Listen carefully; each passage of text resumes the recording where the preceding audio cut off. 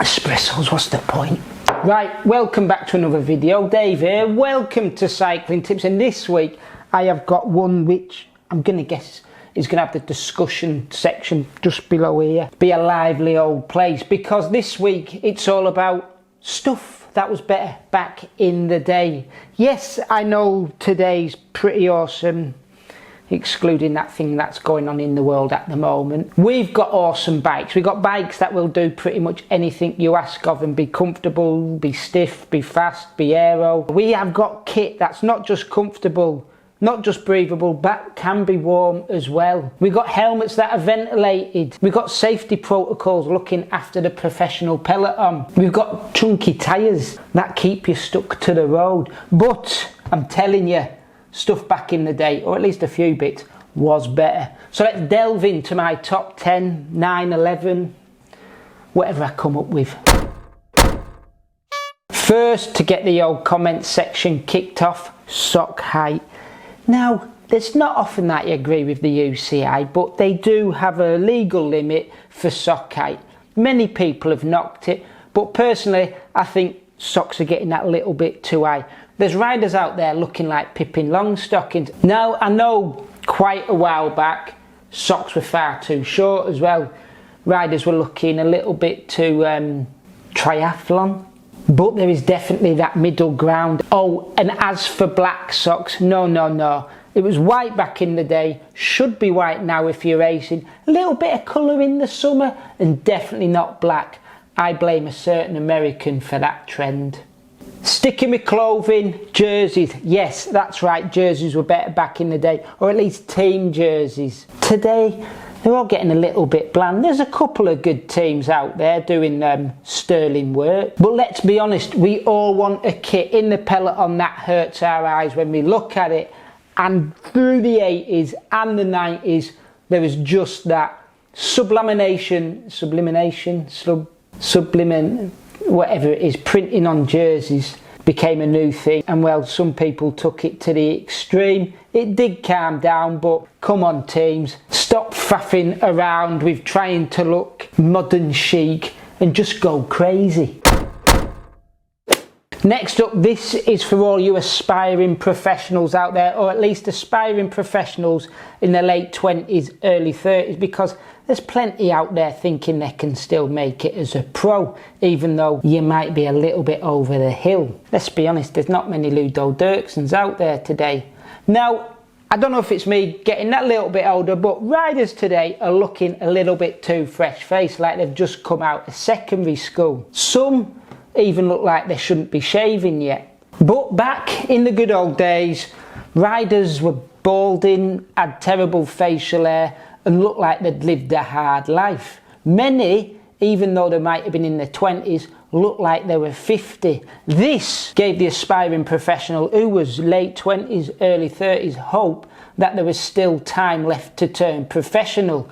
Admittedly, there wasn't, but hey, we could all dream back then. So come on, all you professionals, start balding a little bit quicker and get the wrinkles sorted. Right, on to the next one, team buses. The first team to actually have a proper team bus was TVM back in 1986. Before then, teams got changed roadside, on the bonnet of the team car or in the back of the team car, maybe even in the mechanic's van. This allowed fans to get, well, a little bit closer, see who's got the hairy chest, see how they applied the chamois cream. Today, obviously, every team's got a team bus where riders are hidden away, blacked out windows, and fans can only catch a glimpse of them when they roll over to signing on or the start line. It's a little bit sad, I reckon. There's that bit more of a barrier between fan and rider. So yes, let's get rid of the team bus, or at least the fancy ones. Give them a little bit of a smaller mini bus, so us fans can shout at them while they're donning their lycra.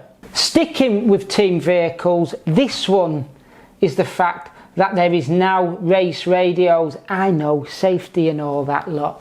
But let's look back in the good old days when DSs were allowed to hang out of windows, drive up to the side of riders and shout at them. The other good thing about that was you could see which DSs were similar to the Marlboro Man, that fella out of the Grease movie or Steve McQueen. It was a joy to see a chunky Belgian DS hang out of a team car window with a cigarette in their mouth, looking mightily cool, shall we say. Today, the only time you see a DS get a little bit excited and animated in a team race is when they have the GoPro footage from inside the vehicle. And yes, it's usually Mark Maddiot. While talking about safety, race radios hanging out of windows, let's talk about the safety protocol. Today, yes, we want to see riders safe and sound at the end of a race. But let's be honest, people, all the epic photos from the good old days was when things were a little bit, shall we say, dangerous. I'm not saying riders today are softer, they're probably just that little bit more intelligent. This next one's probably going to get me in trouble with a boss, I'm sorry. But it was the LACKA media back in the good old days that made things good. Now, in today's society, it is easy to find out about a race, find out about a rider. We have Twitter, we have multiple magazines and a hell of a lot of websites.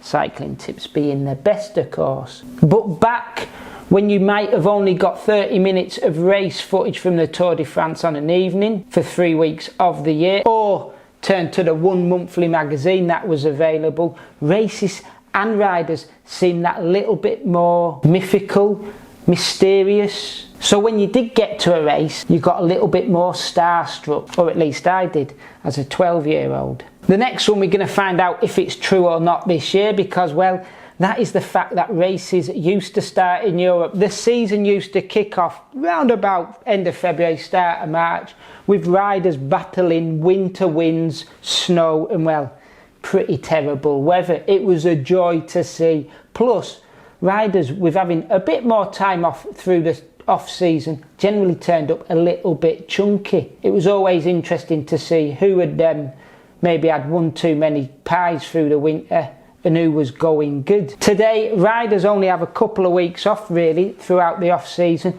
and turn up to the Tour Down Under or any of the other early season races in the hotter parts of the world, ready to rock. Now, I'm in two minds about this one because the Tour Down Under is awesome. It's a shame it wasn't on in its normal fashion this year, but I do miss the fact of watching an early season race in Europe pan out with unfit riders in ill-fitting kit. Next, online virtual cycling indoors. Yep, you know we're talking about here. I'm not going to call anybody out, but back in the good old days, if you wanted to keep fit in the winter, if you wanted to get a bit of form for that early season race, you had to either stare at the wall while on your rollers or turbo, or get outside in that terrible weather, coming back as if you've been beaten up by the wind and rain. Maybe I'm being a little bit nostalgic, but I do remember some of my best rides being in terrible weather. Oh, and the upside of that was multiple coffee stops, not just for some flamboyant coffee, but for a bacon and egg sandwich. You don't see that today, do you? Sticking with winter riding, team winter caps. Yes, today there is a massive choice of winter headwear that you can buy, and it's all got technical fabrics. But do you know what? I have never found anything as good as an old team winter cap. And my fellow CT staffer will agree with me, Rohan, who you can't argue with because he's one of the fastest people up an Everest incline. Right, there we have it. That's me stuff that was better back in the day. Am I talking rubbish? Am I on the money? Let me know in the comments below. Alright, please give us a subscribe, like, all the usual stuff.